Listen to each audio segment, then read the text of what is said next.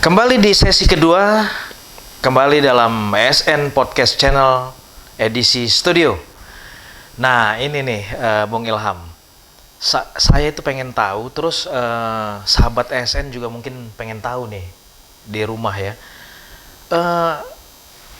Untuk syarat menjadi kota yang betul-betul modern itu apa aja instrumennya itu? Instrumennya, sebenarnya kalau diambil instrumen kita bisa ngambil sosial, politik, ekonomi, teknis dan seterusnya ya.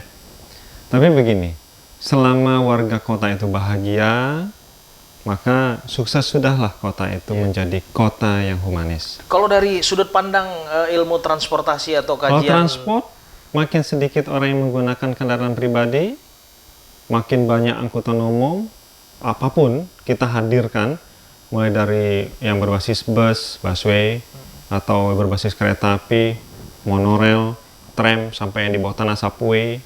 Kemudian kita menyediakan jalur untuk pejalan kaki selebar-lebarnya, jalur sepeda selebar-lebarnya, penghijauan sepanjang jalan, maka sudah selesai. Jadi kota itu sehat ya? Sehat. Masyarakatnya sehat, masyarakatnya tertib, tidak polusi ya? Tidak polusi. Jadi setiap orang boleh memiliki satu mobil, ya. Setiap rumah kalau dia 4 orang boleh saja punya 4 mobil. Tetapi yang menjadi persoalan itu bukan soal mobilnya. Memiliki mobilnya, membeli mobilnya itu boleh, nggak masalah. Yang kita lawan ini adalah gimana caranya orang enggan menggunakan mobil pribadi. Lari ke transportasi angkutan umum ya. Nah, caranya gimana? Banyak. Karena kota-kota di negara lain, terutama di Jepang misalnya, sudah sukses, maka kita sebenarnya nggak terlalu sulit lagi, Bang Eri, untuk menirunya.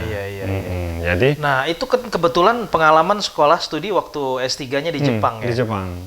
Terus gimana sih cerita biar para sahabat ESN tuh tahu Jepang ini apa yang menarik? Jadi gini, sebenarnya kalau di luar negeri bagi saya, dari beberapa negara yang pernah saya datangin, yang paling safety bagi aman secara etika, secara adab, secara kelakuan, yang paling aman dari semua negara itu adalah Jepang. Iya. Kenapa itu? Kenapa? Karena mereka jauh lebih berpakaian sopan ya daripada kita. Kemudian yang kedua, kita nggak mungkin lah menemukan, atau paling tidak banyak kita menemukan orang yang misalnya muda-mudi nongkrong, kemudian seperti kita di Indonesia lah ya. Artinya di luar kebiasaan ya, etika, jadi mereka etika. Jadi mereka lebih banyak bekerja ya, beraktivitas, melakukan aktivitas tertentu gitu ya.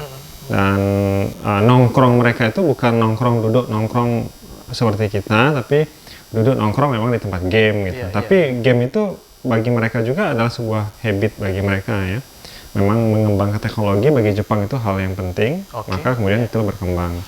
Nah terus tadi dari saya baca biodatanya Bung Ilham, ini kan waktu studi S3 itu dapat beasiswa. Nah gimana sih kiat-kiat biar dapat beasiswa juga nih untuk sahabat ESN? Ini kiatnya sebenarnya adalah pertama tentu komitmen ya.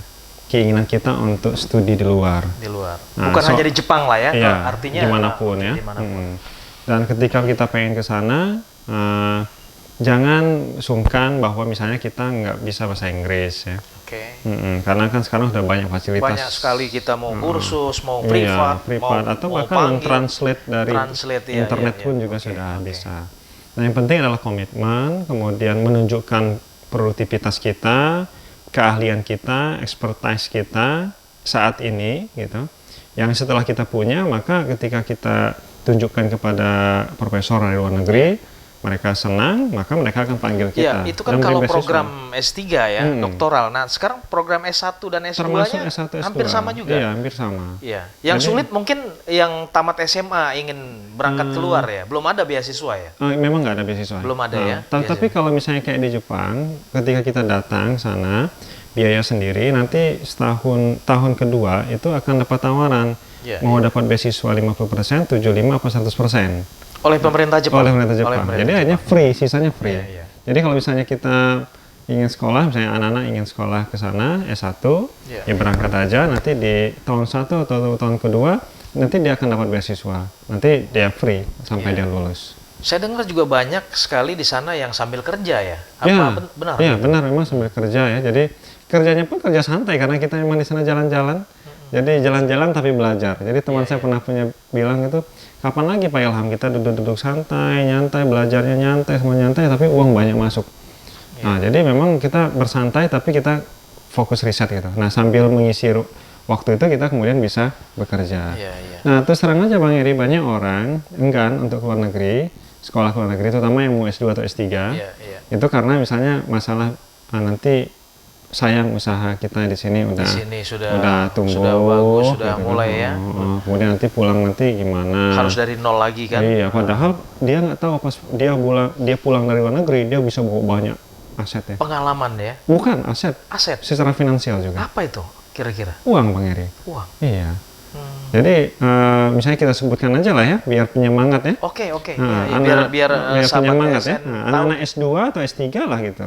Yang ya, berapapun umur Anda lah ya mau sekolah luar negeri. Pulang dari Jepang misalnya, pulang ke sini bisa bawa uang 400 sampai 500 juta ya. Oh, begitu ya. Iya. Itu hasil dari kerja.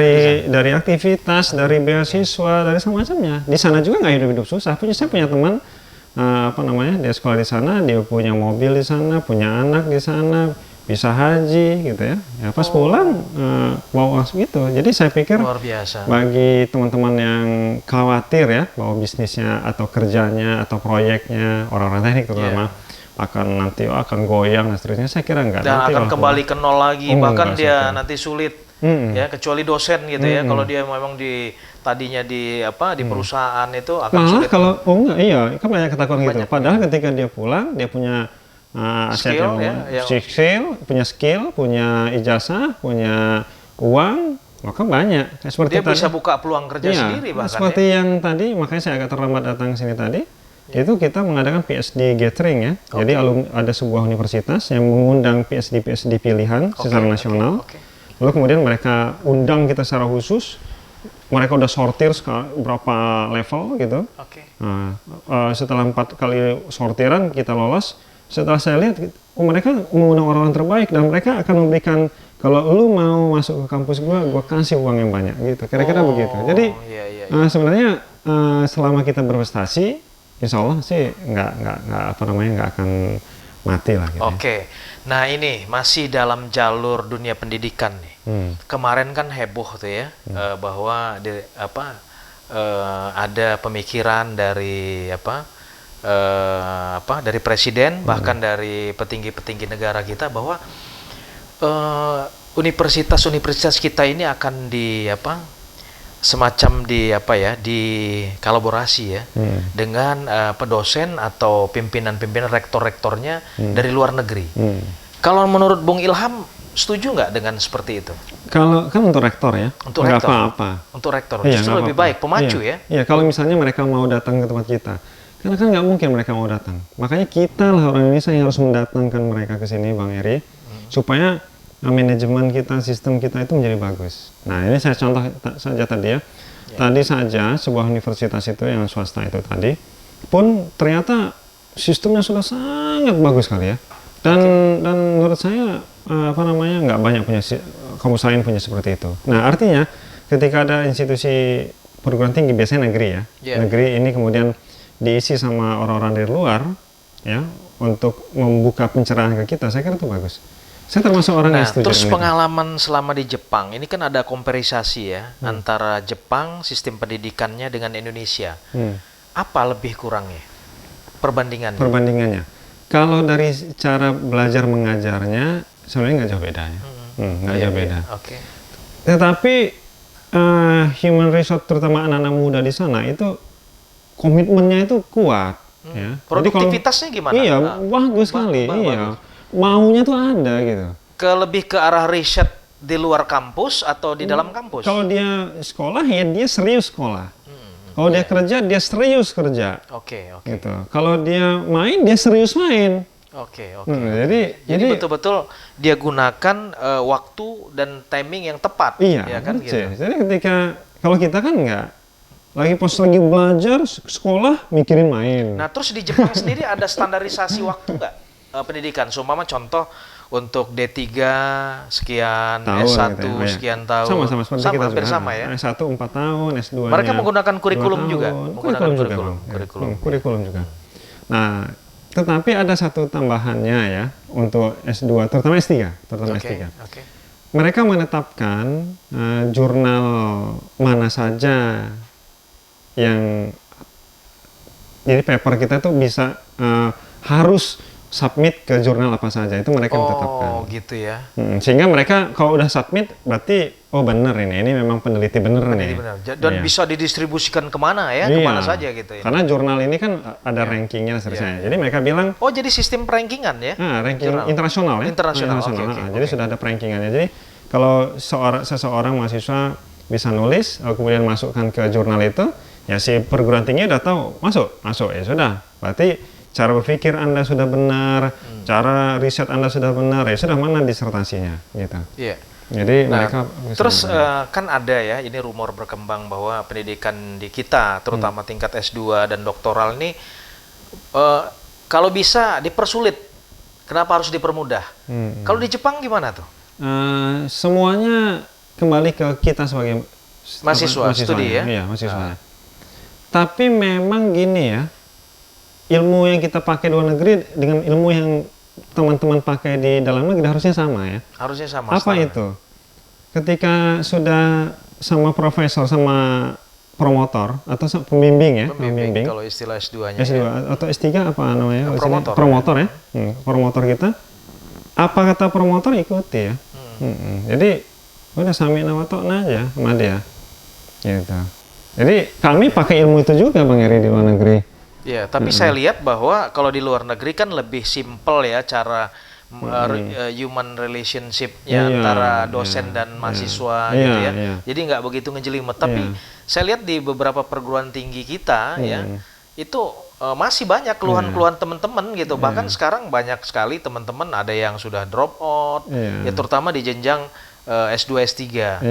Nah, hal-hal ini yang saya pikir kalau di Jepang mungkin yang harus kita lihat apa yang dilakukan oleh si mahasiswa dan apa yang dilakukan oleh si dosen ya. Si dosen ya.